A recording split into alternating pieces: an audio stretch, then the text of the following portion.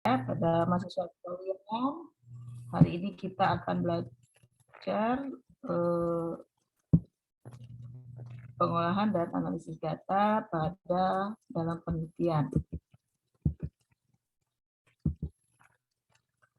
Dan materinya adalah statistik dan peranannya pengolahan data, analisis statistik dalam penelitian, statistik deskriptif dan diferensial.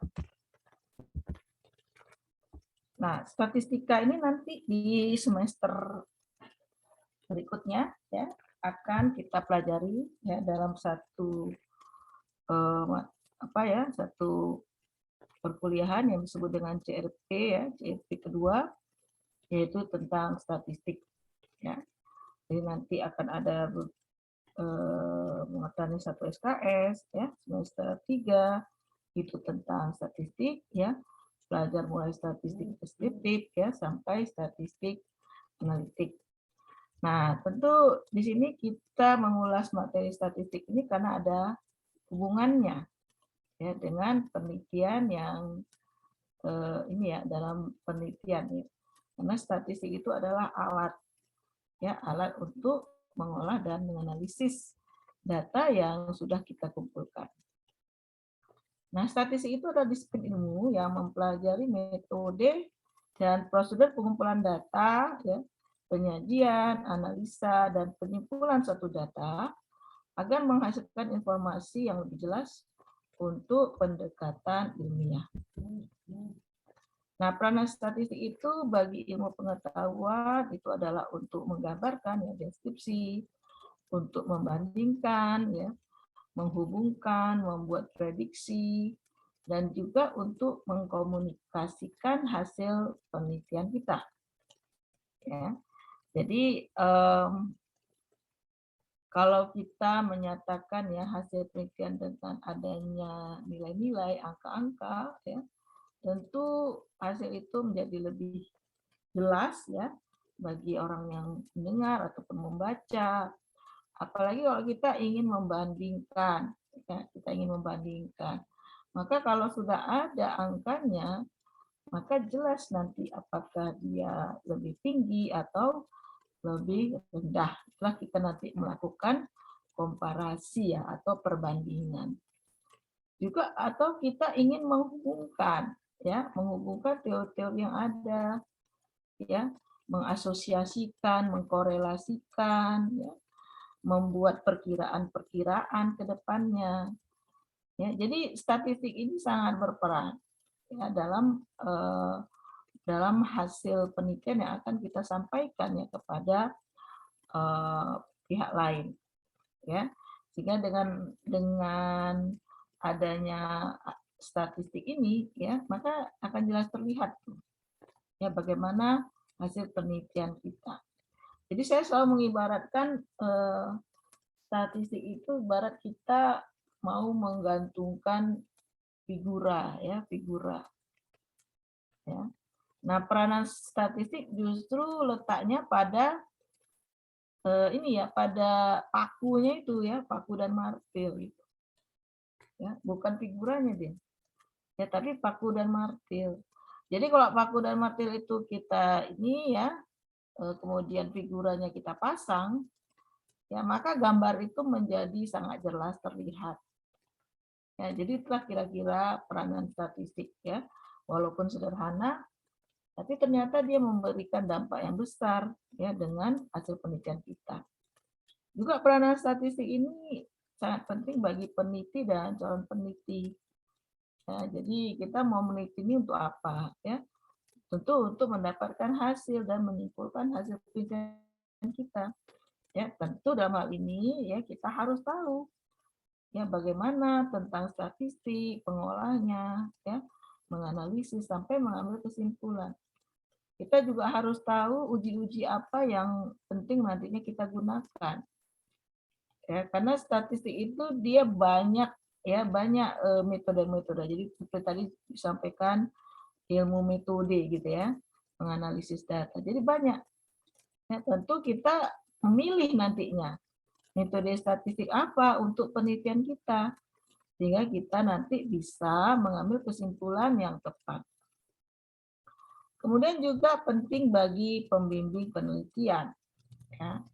Nah, jadi kalau kita mau membimbing mahasiswa kita, tentu kita harus paham tentang statistik. Tidak perlulah kita bertanya kepada konsultan statistik, ya, karena kita ada pembimbing penelitian. Juga penguji skripsi, tesis, ataupun disertasi. Juga bagi pimpinan dan manajer. Nah, jadi kalau misalnya seorang pimpinan itu paham betul dia tentang statistik, maka nanti dia akan mengambil keputusan berdasarkan data dan pengolahan data itu. Ya, jadi pendekatan hasil keputusan berbasiskan data itu lebih baik ya dibandingkan tidak ada dasar kita nanti dalam menghasilkan suatu keputusan. Sehingga sangat diharapkan sekali ya seorang pimpinan ya itu mempunyai keterampilan statistik yang mumpuni gitu ya, sehingga dia betul-betul nanti jago ya dalam mengambil keputusan atau tepat dalam mengambil keputusan. Nah, pembagian statistik itu kita bagi dua, ada statistik deskriptif, ada statistik inferensial. Ya, nanti ya kita di semester 2 akan secara lengkap ya menyampaikan hal-hal yang terkait dengan statistik ini ya sampai kita punya kemampuan menganalisis data. Bahkan nanti di semester 6 dan 7 kalian akan diberikan praktikum ya terkait dengan statistik. Ya, sehingga waktu kalian meneliti nanti ya kan sudah dibekali ya pengetahuan statistiknya juga pengetahuan yang menggunakan alat bantu seperti program SPSS. Ya. Nah, namun di sini kita perlu memahami ya bahwa statistik itu adalah alat bantu yang disesuaikan dengan penelitian kita. Ya. Jadi kalau penelitian kita itu bersifat deskriptif, tentu nanti statistiknya juga ke arah yang deskriptif. Ya. Nah, ini ya kita lihat di sini, kita nanti mengumpulkan data, mengolah, menyajikan, dan analisisnya sampai analisis yang sederhana saja. Kalau penelitian kita itu deskriptif. Tapi kalau penelitian kita itu inferensial, ya maka ini inferensial ini kelanjutan ini dari penelitian atau statistik deskriptif. Ya, jadi dalam penelitian statistik inferensial ini di situ kita sudah ada pengambilan kesimpulan. Ya, ada keputusan. Apakah kita mengatakan ada hubungan atau tidak ada hubungan, ya itu uji hipotesis ya. Ataukah kita menggambarkan kondisi di populasinya. Atau nanti kita melakukan ramalan ke depan. Ya, misalnya kita menggunakan teknik tertentu, artinya akan ada keberhasilan sekian kali ya dibandingkan dengan teknik tertentu. Nah, itu statistika yang menyampaikan hal itu gitu ya. Nah, ini adalah tahap kegiatan statistik ya, mengumpulkan data ya, mengolah ya, kemudian menyajikan data, analisis dan interpretasi data serta penarikan kesimpulan. Nah, bagaimana manajemen data ya? Jadi kalau kita meneliti data itu adalah ya hal yang sangat penting yang kita dapatkan dari penelitian kita itu. Ya. Karena data itulah nanti yang mau kita laporkan gitu. Kita olah dan kita analisis serta kita laporkan. Ya. Jadi data itu harus betul-betul ya kita dapatkan dengan baik gitu. Jangan kita mendapatkan data yang kurang baik kualitasnya. Nah, disitulah perlu ada manajemen data kita, ya manajemen data, pengelolaan data kita.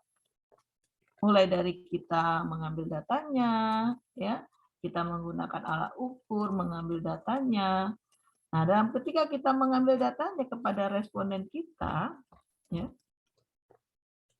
maka kita perlu cek juga apakah yang kita isi dari kuesioner itu betul tepat, gitu. Ya, jangan ada kita salah dalam mengisi.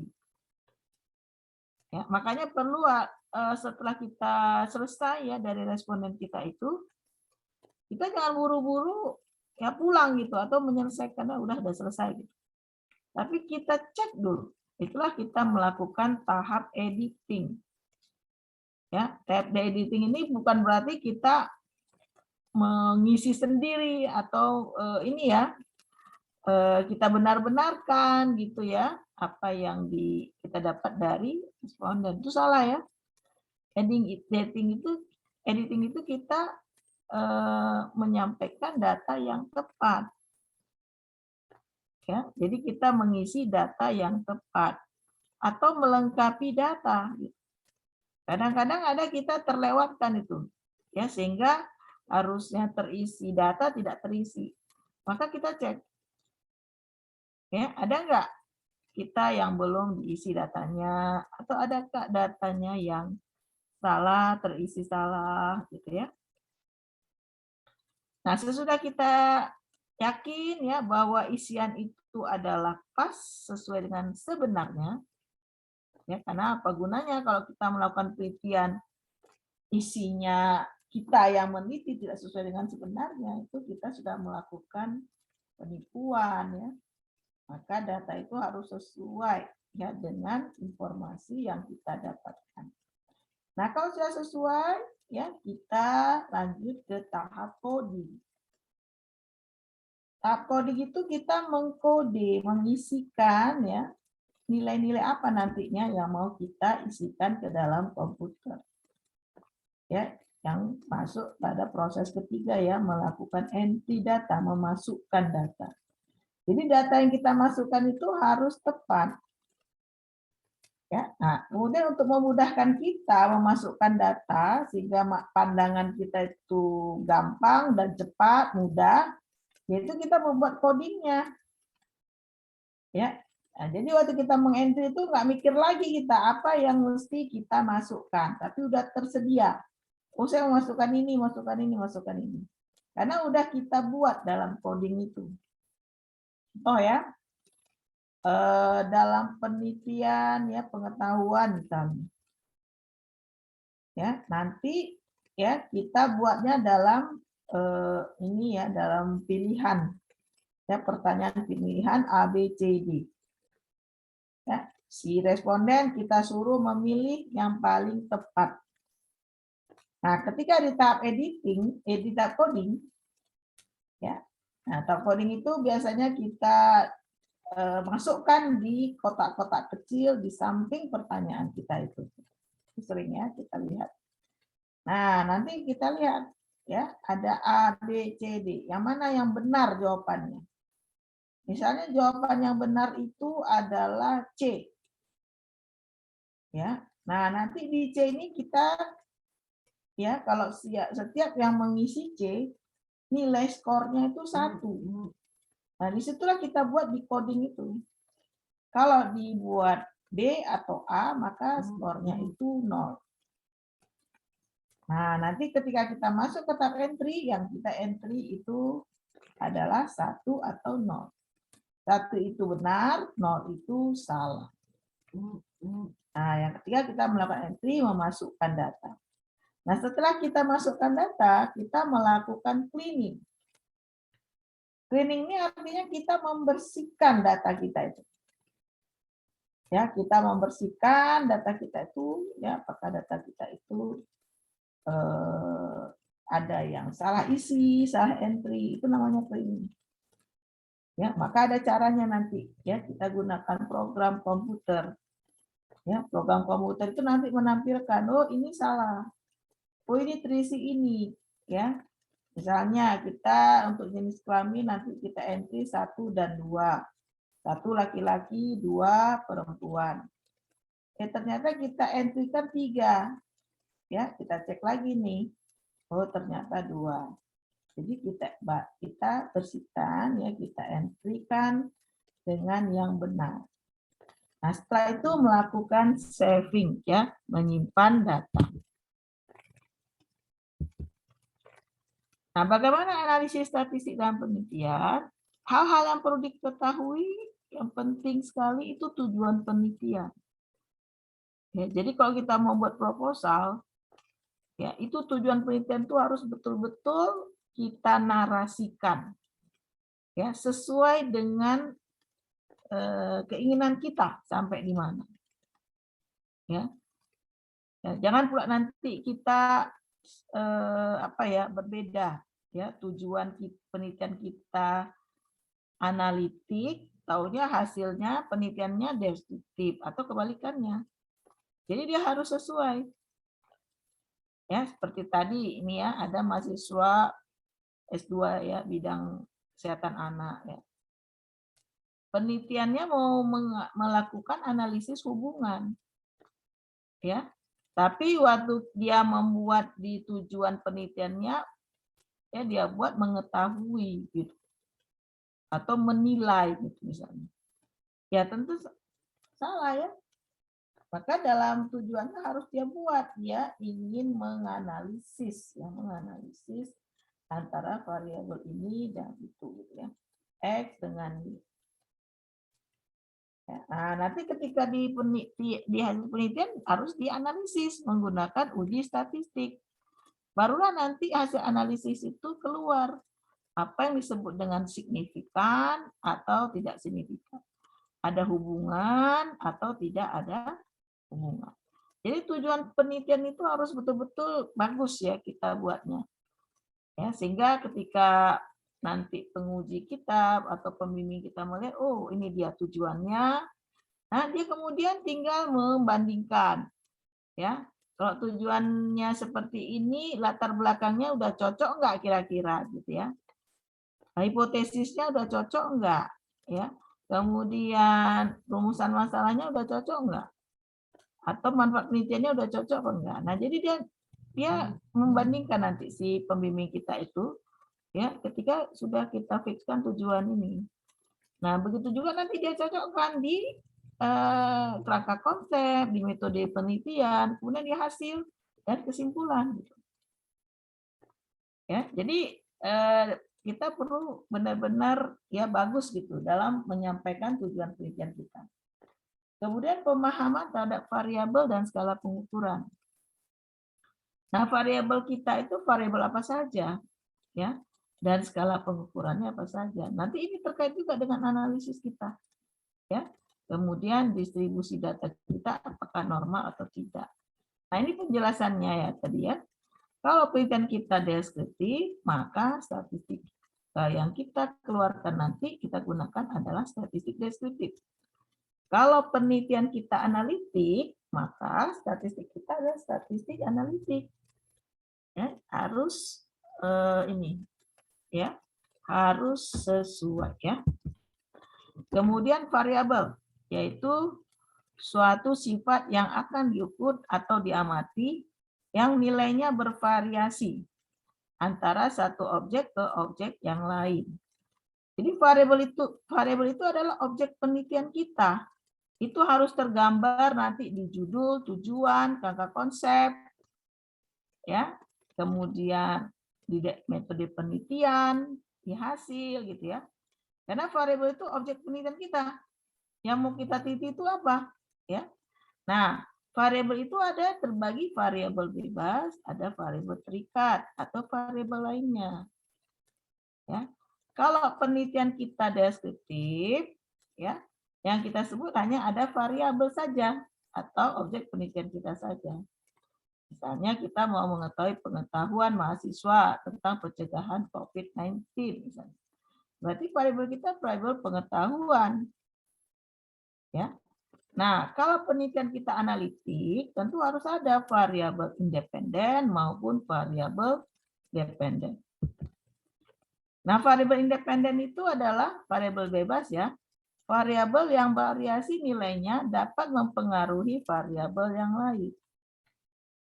Nah, variabel terikat atau dependen adalah variabel yang variasi nilainya dipengaruhi atau tergantung oleh satu atau variabel yang lain. Ya. Nah, misalnya tadi, ya, kalau penelitian kita deskriptif pengetahuan nggak ada variabel independen.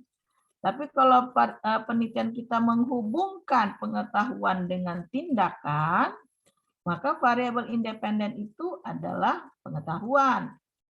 Ya, variabel terikat itu adalah tindakan. Ya, misalnya pengetahuan mahasiswa tentang pencegahan COVID-19 dengan perilaku pencegahan COVID-19. Nah, perilaku pencegahan COVID-19 itu adalah variabel terikat. Jelas ya? Nah, ada lagi variabel-variabel yang lain. Ada variabel perantara. Kadang-kadang variabel perantara ini tidak perlu kita masukkan dalam kerangka konsep kita.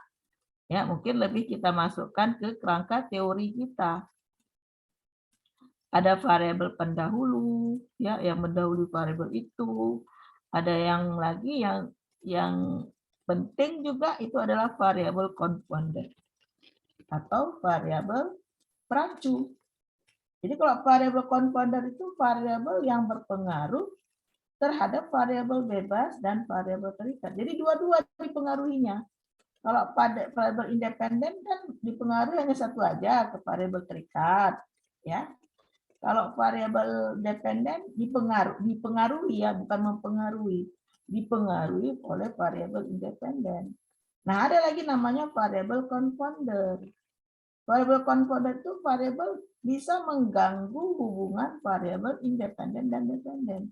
Karena dia berhubungan dengan variabel independen, juga dia berhubungan dengan variabel dependen.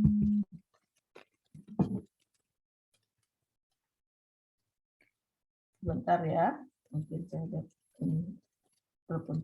Halo? Skala pengukuran ya, dalam mengumpulkan nilai dari variabel itu kita perlu mengetahui skala pengukuran. Ya, nanti akan lebih lengkap ya, ini pembahasan tentang skala pengukuran ini nominal, ordinal, interval dan rasio ketika kita nanti belajar statistik ya. Jadi kalau skala nominal itu dia sifatnya hanya membedakan. Ya, membedakan variabel kita itu saja. Tidak ada menyatakan lebih tinggi atau lebih rendah. Nah, contohnya kita mau menganalisis pengetahuan seseorang dari variabel jenis kelamin. Ya. Nah, jadi kalau dari variabel jenis kelamin ini kan ada laki-laki dan perempuan. Ya, jadi hanya sifatnya membedakan saja. Ya, ada variabel laki-laki, maksudnya ada kelompok laki-laki dan ada kelompok perempuan. Ya, begitu juga agama. Nah, itu disebutlah kalau kita meneliti variabel itu skalanya nominal. Nah, tapi ada juga variabel kita itu dia berjenjang, dia bertingkat gitu. Ya, seperti pendidikan. Kelompoknya itu ada SD, SMP, SMU, dan perguruan tinggi. Tapi kelompoknya itu dia bertingkat. SD lebih rendah dari SMP, SMP lebih rendah dari SMU, SMU lebih rendah dari perguruan tinggi. Maka skala variabel penelitian kita itu disebutlah skala ordinal. Jadi beda dia dengan yang tadi. Ya. Kalau tadi laki-laki dan perempuan dia sama, setara dia. Ya. Kelompok dia. Ya. Tapi ordinal itu dia kelompok, tapi kelompok-kelompoknya itu tidak setara, bertingkat. Nah, itulah disebut dengan skala ordinal. Ya. Kalau interval, dia udah nggak ada kelompok-kelompok lagi, dia sudah ada angkanya. Ya, sudah ada angkanya. Dia numerik, disebut numerik. Ya. Nah, tapi ya untuk interval ini ya, dia belum memiliki nol absolut. Ya. Ada nilai nol tapi nol relatif. Nah, contohnya apa? Contohnya suhu. Ya. Yang dikatakan absolut itu benar-benar nol gitu, nggak ada. Ya, tapi kalau suhu nol, ada ya suhu nol dingin ya, beku gitu. Ada suhu nol. Nah, itu interval. Inilah nanti yang membedakan dengan rasio. Rasio itu ada nol absolut. Kalau nol absolut itu betul-betul nol. Ya, nggak ada dia. Dan berlaku kelipatan. Kalau tadi yang interval nggak berlaku kelipatan ya. Tapi kalau rasio ini dia berlaku kelipatan. Contoh tinggi badan. Kalau tinggi badan 0 berarti nggak ada orangnya. Kalau tinggi badan 50 udah ada, kalau tinggi badan 100 ada, berarti 2 kali 50. Jadi berlaku ya, berlaku kelipatan. Ya, nah, jadi itulah namanya skala rasio. Tinggi badan, berat badan, umur gitu ya. Dia berlaku kelipatan dan sama dia. Ya, sama jarak-jaraknya antara tinggi badan 150 ke 151, 151 ke 152 gitu ya. Nah, itu baik ya. Jadi ini kembali ya, tingkatan dari data itu ya, ada dia nominal, ordinal, interval, rasio ya. Jadi yang ini dia kategorikal ya, berkelompok-kelompok. Yang ini numerik. Ya, numerik ada angkanya. Ya, beda antara interval dan rasio. Interval itu tidak ada nol absolut. Kalaupun ada nol, nol relatif. Kalau rasio sudah ada angka nol absolut dan berlaku kelipatan. Nah, distribusi normal ya, tadi sudah disampaikan ya bahwa dalam penelitian kita perlu tahu juga distribusi data kita itu ya. Distribusi data kita itu apakah distribusi normal atau tidak normal. Ya. Nah, untuk memahami tentang distribusi data ini, kita perlu tahu juga distribusi teoritis. Itulah disebut dengan distribusi Gauss. Ya, itu dia distribusi teoritis. Bentuknya distribusi normal. Ya. Nah, penting karena sesuai dengan distribusi frekuensi empiris juga untuk pengambilan kesimpulan. Ya, ada patokannya gitu. Nah, kalau kita punya data kita itu kita coba ya nilai apakah distribusinya normal atau tidak normal. Karena nanti ketika kita mau menganalisis itu berhubungan ya. Nah, kalau yang kalian lihat sekarang ini ya, terlihat ya di sini ya. Ini adalah distribusi teoritis. Ya, ini teoritis itu ya selamanya distribusinya seperti ini. Ya. Tapi kalau distribusi empirik yang sebenar-benarnya, dia bisa berubah-berubah tergantung data yang kita ambil. Maka kadang-kadang dia nggak normal, dia bisa miring, ya, puncaknya ini miring ke sini atau miring ke sini ya, miring kanan dan miring kiri gitu. Nah, tentu letak ini min, median, dan modusnya itu nanti berubah-ubah kalau distribusinya miring. Gitu ya. Nah, tadi disampaikan ya, untuk pengambilan keputusan dan penggunaan statistikanya nanti. Ya. Jadi dalam statistik itu distribusinya dilihat. Ya, kalau nanti distribusinya nggak normal, tentu harus menggunakan analisis statistik yang sesuai ya, non parametrik. Kalau distribusinya normal, bisa menggunakan analisis parametrik. Ya, nanti juga akan lengkap kita pelajari di semester 2. Nah, untuk penemuan kenormalan data ya penentuannya bagaimana? Nah, nanti juga ada caranya. Ya. Kadang-kadang dengan cara gampang gitu ya. Kita pakai batasan sampel 30. Nah, kemudian saat ini sudah kita kembangkan dengan menilai, menganalisis, terutama menggunakan tes Kolmogorov-Smirnov. Kalau hasil signifikansinya di atas 0,05, maka distribusinya itu normal. Ya, ada lagi menggunakan nilai COV, nilai squamous dan kurtosis, gambaran PP plot dan Vicky plot, itu boleh. Ya, tapi yang selalu kita anjurkan menggunakan tes Kolmogorov-Smirnov ini, karena dia diuji lagi. Nah, sekarang bagaimana pemilihan statistikanya? Ya, pemilihan statistikanya pada pilihan deskriptif itu memakai metode statistik deskriptif. Jadi analisis statistiknya analisis sederhana. Ya, namanya juga deskriptif ya, menggambarkan. Ya, misalnya ya saya mempunyai data ya, mau tahu ya berapa yang punya pengetahuan yang baik, berapa yang kurang baik. Maka kalau sudah ada data, saya tinggal nilai berapa orang yang baik, berapa yang kurang baik. Jadi hanya saya gambarkan saja mana yang lebih besar, yang baik atau kurang baiknya. Misalnya yang lebih besar yang baiknya. Ya. Saya nyatakan, ya ini pada populasi ini saya mengambil data katakan data pengetahuan, ya sebagian besar respondennya pengetahuannya baik, ya.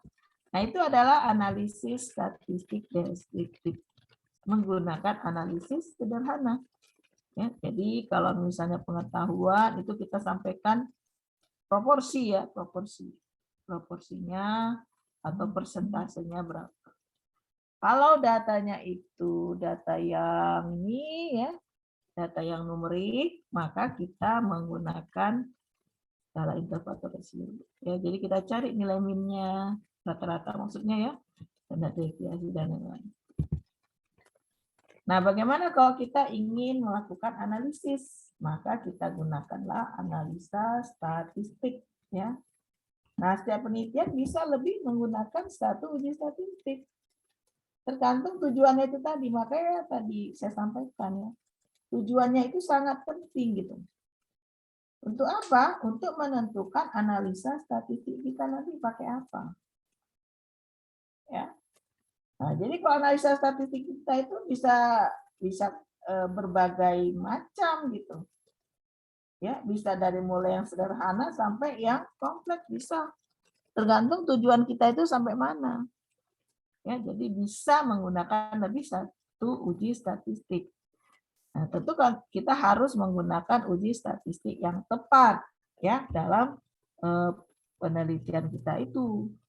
Ya, misalnya pertanyaan A pakai uji ini, pertanyaan B maksudnya tujuan A pakai ya ini ya uji apa ya.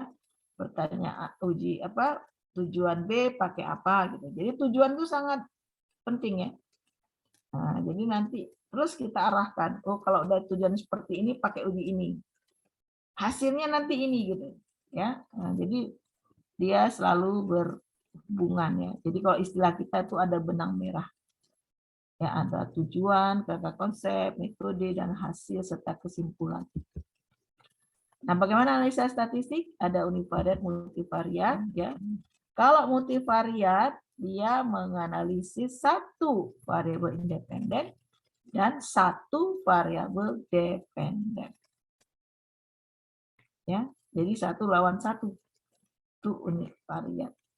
Ya, tapi kalau untuk univariat itu ada parametrik, ada non parametrik. Ya, itu sudah saya sampaikan. Kalau distribusinya normal, maka pakailah uji yang parametrik. Apa saja? Uji T independen, T independen, ANOVA, koefisien, korelasi.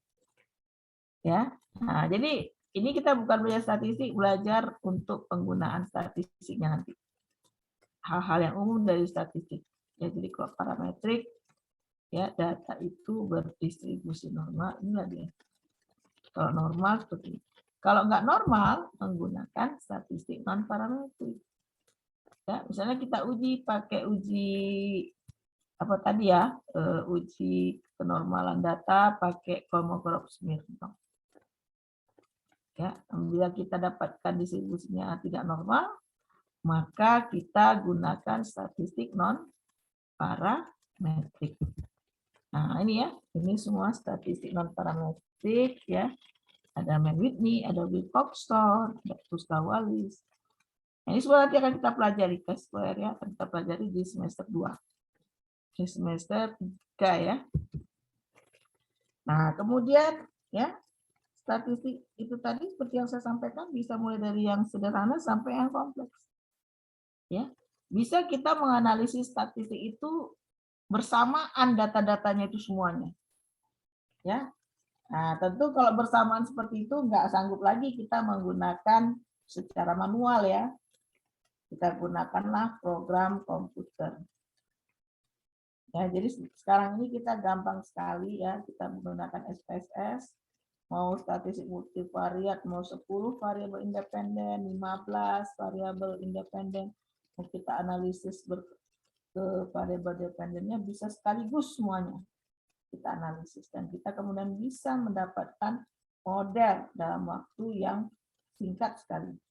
Nah, jadi nanti dia ada regresi linier, yang multivariat ini ada regresi linier, regresi logistik, regresi ya.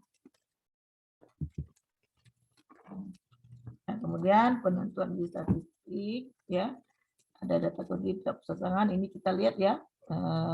Kalau data kontinu berpasangan pakai apa, data kontinu lebih dari 2 kelompok pakai apa, ini kita lihat. Ya. Jadi ada ini ya. Ada uji statistik data kontinu tidak berpasangan. Nah, kalau distribusinya ini kan membandingkan nih, membandingkan rata-rata. Kalau distribusi data itu normal, kita gunakan uji T independen. Nanti ini akan lebih jelas ya di semester yang akan datang. Jadi kan baca saja dulu, kemudian ingat-ingat nama-nama ujinya ya. Kemudian ini kalau tidak normal kita menggunakan uji Mendy. Kalau datanya itu berpasangan, ya data numerik dan berpasangan, ya, maka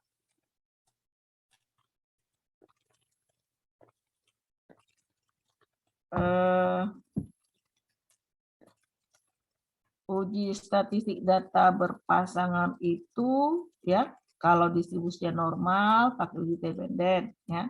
Kalau tidak normal, pakai uji sign atau Wilcoxon sign rank.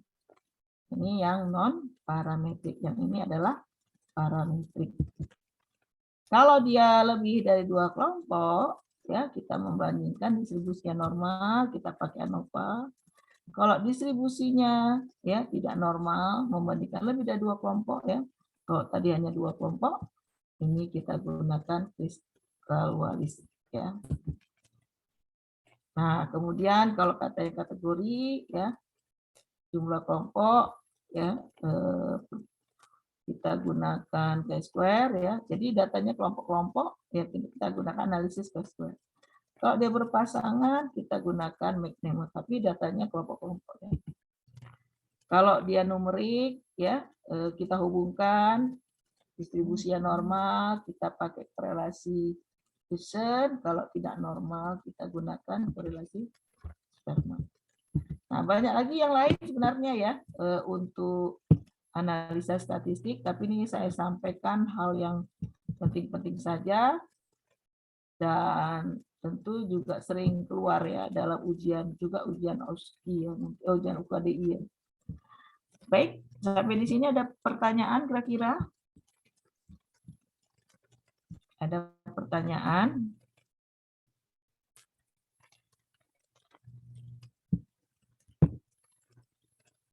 Ada pertanyaan?